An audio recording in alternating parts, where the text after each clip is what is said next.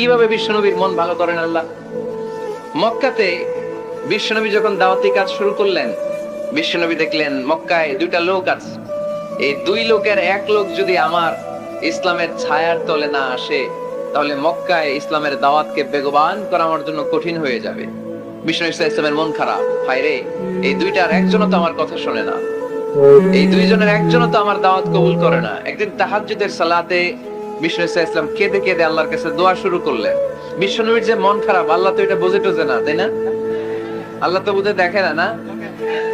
তাহাজ্জুদের নামাজে ভারাক্রান্ত মন নিয়ে আল্লাহ রাসূল সাল্লাল্লাহু আলাইহি ওয়াসাল্লাম দোয়া করলেন, আল্লাহুম্মা আইজ্জাল ইসলামা বিআহাব্বির রাজুলাইনি ইনদাক। আল্লাহ, মক্কার দুইটা লোকের নাম তোমার কাছে বলবো আজকের তাহাজ্জুদের মোনাজাতে। দুইটা লোকের নাম তোমার কাছে তাহাজ্জুদের ফরিয়াদে আমি উল্লেখ করব। দুইটা লাগবে না, দুইজনের একজনরে দিলেই হবে।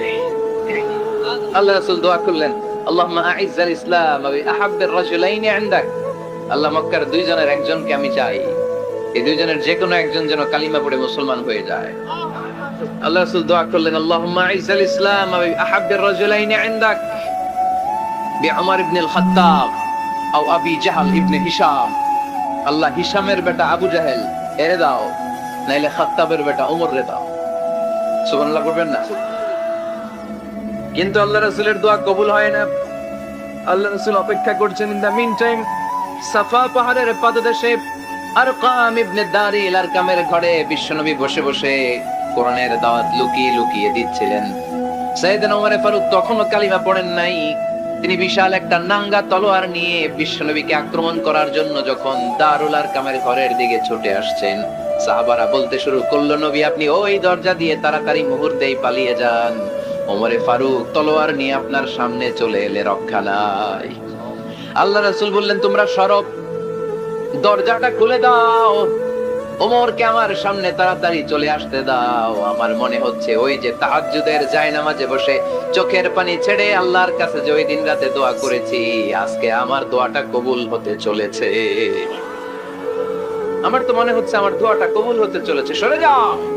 হামজা ইবনে আব্দুল মুত্তালিব চাচারে সরাই দিলেন। সাইয়েদনা ওমর ফারুক তলোয়ার নিয়ে এসে বিশ্বনবীর নূরানী চেহারার দিকে তাকিয়ে মুহূর্তেই কুপকাত হয়ে গেলেন।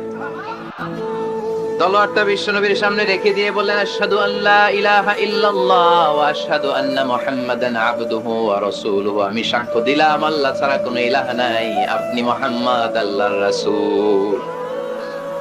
বিশ্বনবীর মন খুশি হয়ে গেল।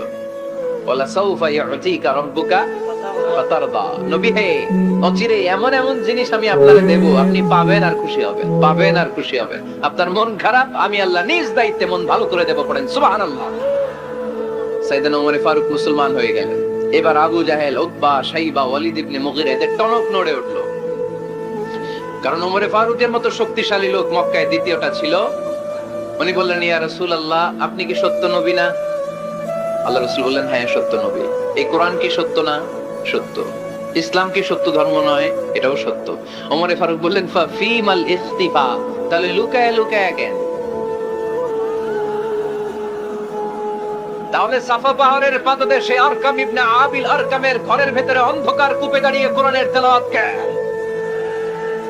ময়দানে নেমে পড়েন, আমি ওমর আছি, দেখি কে কি করবে। রাসূল সাল্লাল্লাহু আলাইহি ওয়াসাল্লাম বললেন, না, এটা মক্কি জীবন, ধীরে সুস্থে দাওয়াতি কাজ করো। ওমর ফারুক তো ছাড়বে না। বললেন, ইয়া রাসূলুল্লাহ, একটা মিছিলের অনুমতি দেন। আল্লাহ রাসূল বললেন, যাও মিছিল দাও। ওমর ফারুক দুইটা লাইন করলেন, মোট খুঁজে পেলেন 11 জন। সুবহানাল্লাহ পড়েন।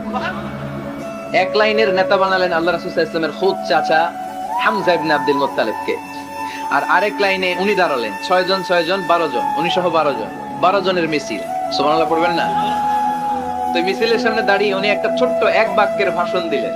উনি বললেন, মান আরাদা আন তাসকুলা উম্মু ইয়াতামা ওয়ালাদু তারমিলা যাওজাতুহু ফালিয়াসুদ্দানি। এই মক্কার নেতা খেতারা, কে আছো? কে চাও মায়ের বুককে খালি করতে? কে চাও সন্তানগুলোর ইয়াতিম বানাতে? কে চাও তোমার স্ত্রীকে বিধবা বানাতে? সামনে আসো, পারলে আমি ওমর রে ঠেকাও। ওমরে ফারুক দাঁড়ালেন, দাঁড়িয়ে তাকবীর শুরু করলেন, আল্লাহু আকবার, আল্লাহু আকবার, আল্লাহু আকবার। এক একটা স্লোগানে মক্কার মরুজমিন সেদিন থারথার করে কেঁপেছে। ইতিহাস সাক্ষী, আবু জাহেল, উতবা, শাইবা এই আল্লাহু আকবার স্লোগান আর শুনে নাই। হঠাৎ ভাবলো ঘটনা কি, কার এত সাহস আমার নির্বাচনী এলাকায় আল্লাহু আকবার নামে স্লোগান দেয়। নেমে আসলো, ঘর থেকে বাইরে আইসা দেখে মিছিলের সামনে কে, ওমর রে দেখা দিছে এক দৌড়। শুধু কাফেররাই সাইয়েদনা ওমর ফারুককে দেখে দৌড়াতো না, মুনাফিকরাও ওমর ফারুককে দেখে দৌড় মারতো। ইভেন ইবলিস শয়তান ওমর ফারুককে দেখলে দৌড় মারতো। সুবহানাল্লাহ পড়তে পারলেন না? আল্লাহ রাসূল ওমর ফারুককে দেখলে বলতেন, ওমর মা সালাকা শাইতান সালিকান ফাজ্জান ইল্লা সালাকা ফাজ্জান গায়রা ফাজ্জিক। ওমর, ইবলিস শয়তান যদি তোমার কোনো রাস্তা দিয়ে হাঁটতে দেখে, ইবলিস শয়তান ওই রাস্তা রেখে দিয়ে অন্য রাস্তা দিয়ে হাঁটে। ওমর ফারুক আল্লাহর গিলাফ যে স্পর্শ করলেন আর মিছিল থামালেন, ওরকম ওমর আমাদের দরকার আছে না নাই? বিশ্বনবী বললেন, লা নাবিয়্যা বা'দি ওয়ালা রাসূলা, আমার পরে কোনো নবী নাই, কোনো রাসূল নাই, তবে আমার পরে যদি কেউ নবী হতো, লাউ কানা বা'দি নাবিয়্যুন লাকানা ওমর, আমার পরে যদি নবী হওয়ার যোগ্যতা কারো থাকে, আমার প্রাণের সাহাবা ওমরের ওই যোগ্যতা আছে।